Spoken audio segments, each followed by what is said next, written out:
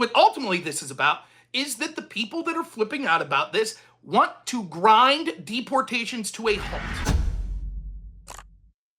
So let's talk about the newest scandal. So the Atlantic reports last night that a Maryland father who has a 5-year-old handicapped son and a wife who is a U.S. citizen tragically has been sent illegally to El Salvador. And the Trump administration admitted that they made a mistake with this. But it's too late for them to do anything, they're claiming. And this is terrible. It's a lack of due process. It's disgusting. I mean, this is horrible.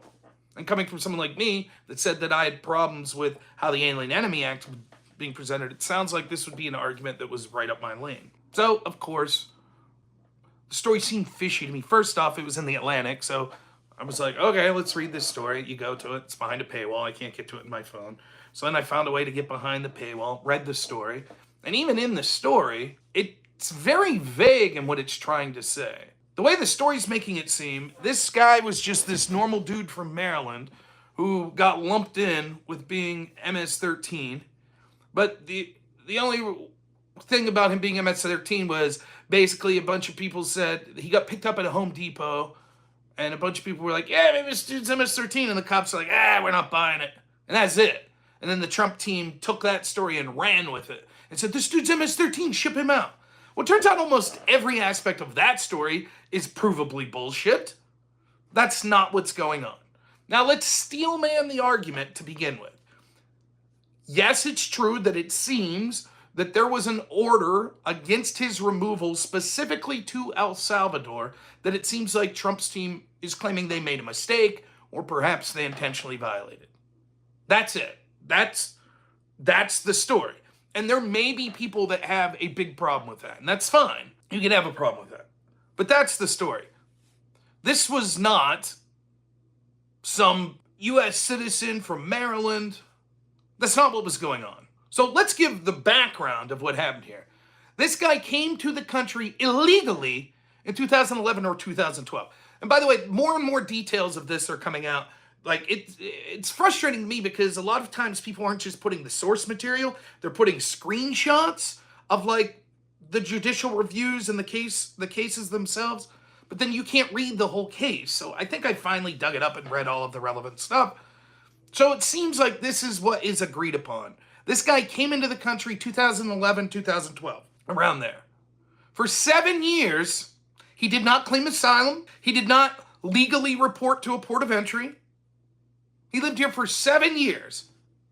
In that time, he had failure to appear for several traffic violations. Inevitably, when he's picked up outside of this Home Depot and he is arrested with other people, an informant claims that this guy is a member of MS-13. A judge agrees that there's enough for him to believe that, to deny him bail for potentially being dangerous and a member of MS-13 and for being a flight risk. So then the guy says, I'm claiming asylum. But his asylum claim is denied. Then he tries another tactic and says, actually, I'm fearful to return home to El Salvador because the gangs in El Salvador want to hurt me. And it's because my family owns a small business. And so when I came into this country, I was sent here by my family because these gangs were threatening to beat me up or recruit me or torture me or whatever. Now, the family has since sold off the small business. But apparently, now we're on 13 years after this guy came to the United States, gangs in El Salvador are still licking their chops to get at him. That's the claim. And so a judge says, okay, even though there's a removal order, so this guy's supposed to be deported from the United States, there is a temporary hold on him being deported to El Salvador specifically. That's the claim. So now let's look in the grand scheme of things. Yes, it appears that that order, which was issued in 2019, and all through the Biden term, so the last 2 years of the Trump term, and then 4 years of the Biden administration, no hearing was offered, no further proof was required. This dude just gets to stay in the country. He's supposed to be removed, but the only country we could remove him to is El Salvador, which he's claiming I can't go to because I'm fearful, and so there's basically just this, okay, well, we can't send him there temporarily until we have a hearing so he could offer proof of this. Let's go in backwards order of what you hear people saying. MS-13. There's no proof that he was MS-13, just this cop's word. Yeah, I don't give a shit. A judge bought it. A judge bought it enough to deny him bail. You don't have to prove someone guilty beyond a reasonable doubt like you do a U.S. citizen before you would convict him of some crime. Neither it is a crime to be a member of MS-13. But clearly the INA says you can deport people for pretty much any reason, and being in a criminal gang would be one of those. So the level of proof isn't the same.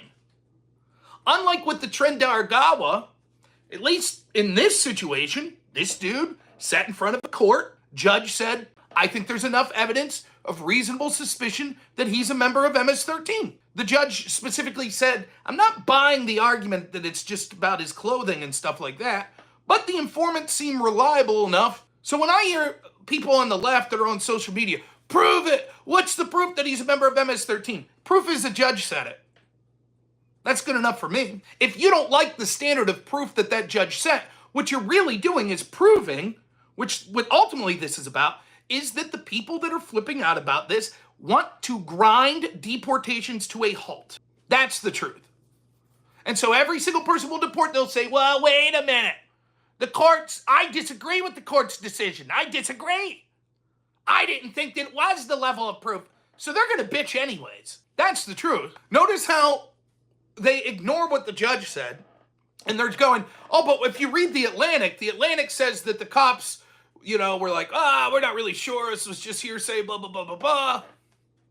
Yeah, I don't give a shit about the Atlantic's opining. That's what the judge said. Notice they're not giving the same scrutiny to the claims that he doesn't feel safe in El Salvador. No one's looking at that and saying, well, what was the proof he offered? They're just saying, well, the judge said, you can't deport him to El Salvador. That's good enough for us. But when the judge said he should be removed, well, or he's a member of MS-13, what's the proof? What's the proof? Furthermore, I could concede the entire argument. I could say, yeah, the dude's not a member of MS-13, okay? Let's do that for the sake of argument. 100% guy's not a member of MS-13. He's an illegal. He's from El Salvador. Send him to El Salvador. End of story. That's it. That's different than the Tren Dargawa situation. Aragua, whatever the fuck you say. That's talking about sending people to El Salvador who are not from nor have ever been to El Salvador to go straight to prison as opposed to sending them to their home country, which presumably would accept them.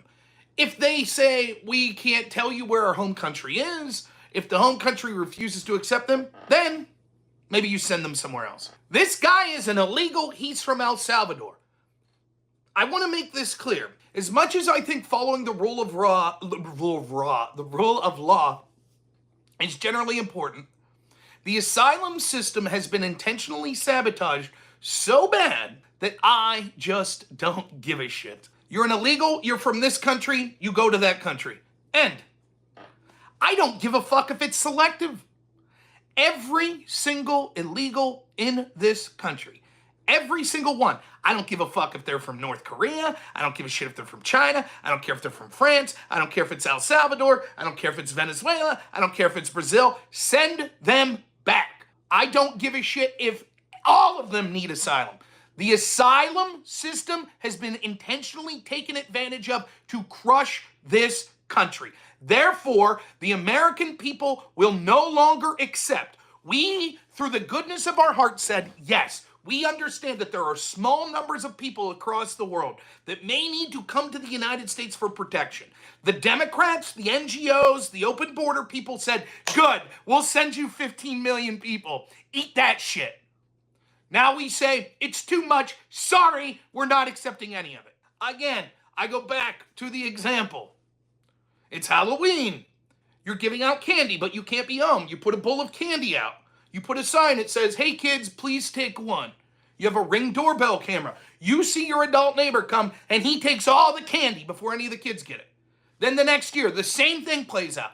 So the third year, you put up a sign that says, sorry kids, I can't leave candy this year. And your adult neighbor, the same one who stole the candy the previous 2 years, knocks on the door and says, you don't care about the kids? That's terrible. That's the Democrats. That's the open border people. That's what's going on.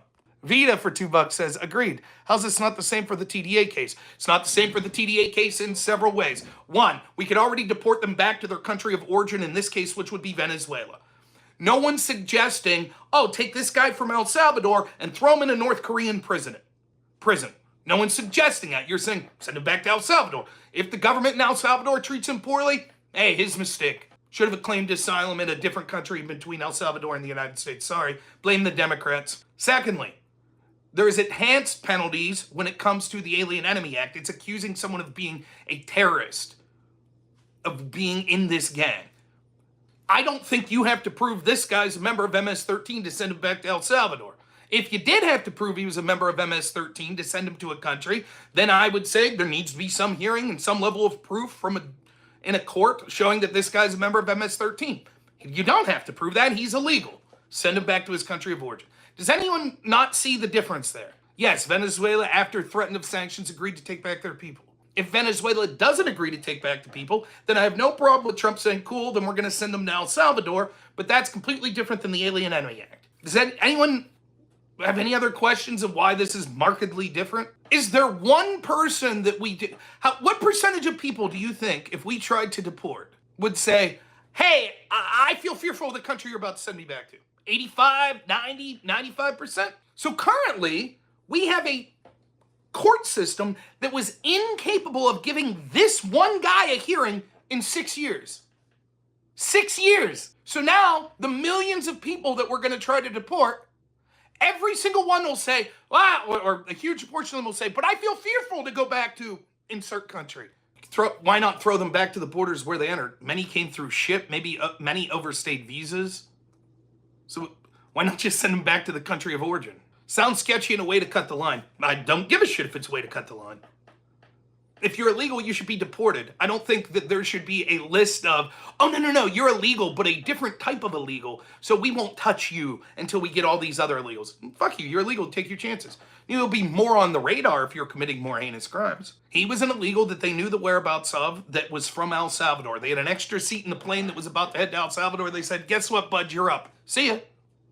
They also believe he's in MS-13, which is a violent gang. See ya. Congress is feckless. If they weren't, they should immediately pass a law saying, we will no longer accept any asylum claims and we're revoking all asylum claims. That's what they should do. I don't give a shit. I don't give a shit. Sorry. I don't give a shit about international law. Fuck you. If the international community has a problem with it, then they can step up to the plate and say, we will personally send airplanes to bring these people to our countries. Problem solved. Sounds good to me. That's right. I do not give a shit. That is absolutely right. Let me make it clear. I feel terrible for individuals that are decent people that will end up being deported. I don't give a shit. They need to be deported. I feel terrible for people that get drunk behind the wheel and kill someone that were good people, and then we have to lock them up. I don't give a shit. Lock them up. I just don't care. I don't care. No matter what, if we try to deport masses of people, the Democrats will go, no, he was a good man. He was a good man. He's, my God, where he's coming from, it's a shithole. It's all these shithole countries. When Trump says there's shithole countries, that's racist. But they're shithole countries. We can't send them back. Oh, my God. He's just a father from Maryland. Oh, my God. No. Fuck you. Sorry. That guy probably would have been able to stay if the Biden administration didn't bring in 12 million people. But they chose to, so they ruined it for everyone. I don't give a fuck. And if the Democrats want to die on the hill of, we must keep this guy who's accused of being MS-13 in the United States. He came in 2012. He never claimed asylum. He never said he felt threatened in El Salvador until he finally got caught and was about to be deported. Then he said, I feel threatened. And so now he's got to stay in our country for 6 years without having a hearing. Fuck you. See ya.